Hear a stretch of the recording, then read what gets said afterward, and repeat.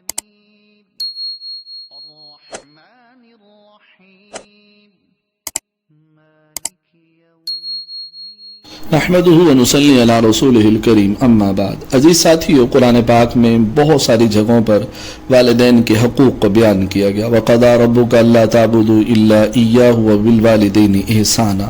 اسی طرح اِمَّا يَبْلُغَنَّ عِندَكَ الْكِبَرَ أَحَدُهُمَا أَوْ كِلَاهُمَا فَلَا تَقُل لَّهُمَا أُفٍّ وَلَا تَنْهَرْهُمَا وَقُل لَّهُمَا قَوْلًا كَرِيمًا. اس طرح نشکر لی وَلِوَالِدَيْكَ إِلَيَّ الْمَصِيرُ. بہت ساری آیات کے اندر والدین کی خدمت کا تذکرہ ہے کہ ان کے ساتھ حسن سلوک کیا جائے. عزیز ساتھیو، اگر والدین کے ساتھ حسن سلوک نہ ہو تو اس پر کیا انجام ہوتا ہے.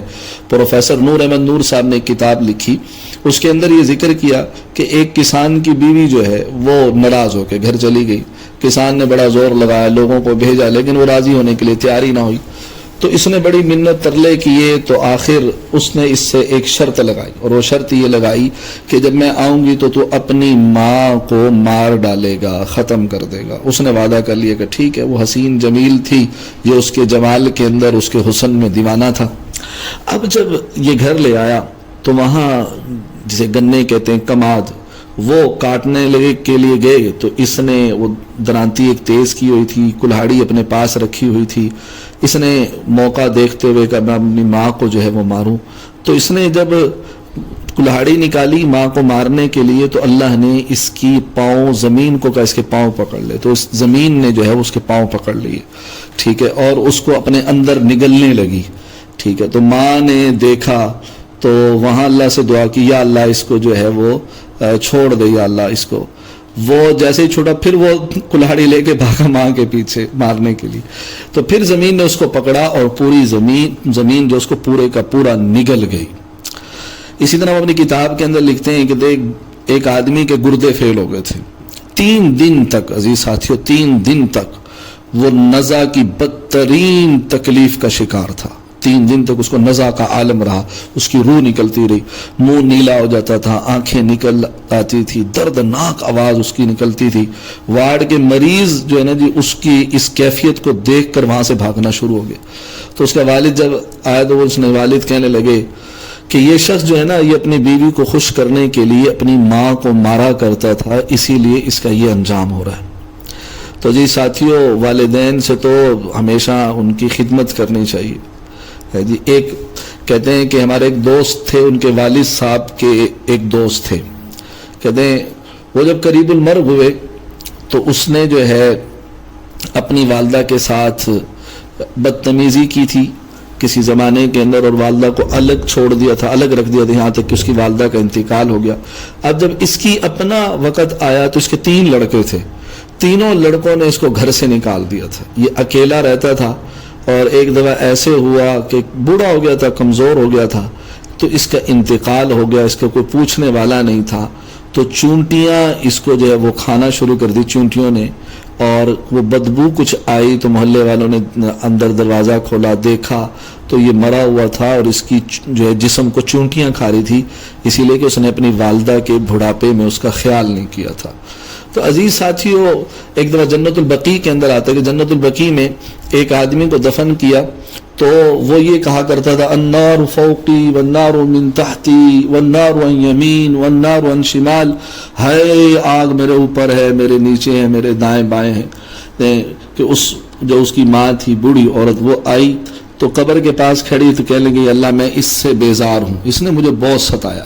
حضور علیہ السلام نے جب یہ دیکھا تو اللہ سے دعا کی کہ اللہ قبر کا پردہ جو ہے نا یہ حجاب اس کے لیے اٹھا دے. جب دیکھا کہ بچے کے اوپر اس طرح عذاب ہو رہا ہے تو فوراً ماں ہوتی کہنے لگی، یا اللہ میں اس سے راضی ہوگی، تو بھی اس سے راضی ہو جا اور میرے بچے سے عذاب ہٹا دے.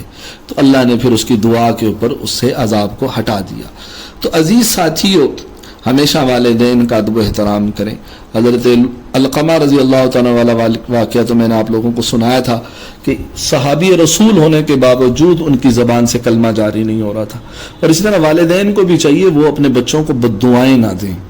ہیں جی، ایک بچے نے جو ہے بغیر اجازت کے مکان فروخت کر دیا، ماں باپ سے جھوٹے جو ہے وہ چپ میں سائن لے لیے، ہیں جی، ان کو پتہ نہیں چلا کہ مکان بیچنے کے ہیں کس چیز کے ہیں. جب انہوں نے بیچ دیے، ماں باپ کو نکال دیا. اب اس نے اپنا مکان ایک بنایا، اپنا ایک ہی بیٹا تھا اس کا، ہیں جی، وہ سیڑھیوں کے اوپر چڑھا ہوا تھا، تو وہ وہاں سیڑھیوں سے نیچے گرا اور وہیں مر گیا.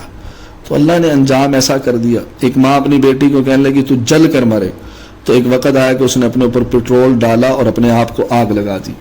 ایک بچہ جو ہے وہ اپنے باپ سے پیسے مانگ رہا تھا, ابا جان مجھے پیسے دے دیں, تیرے کفن پہ خرچ کروں گا.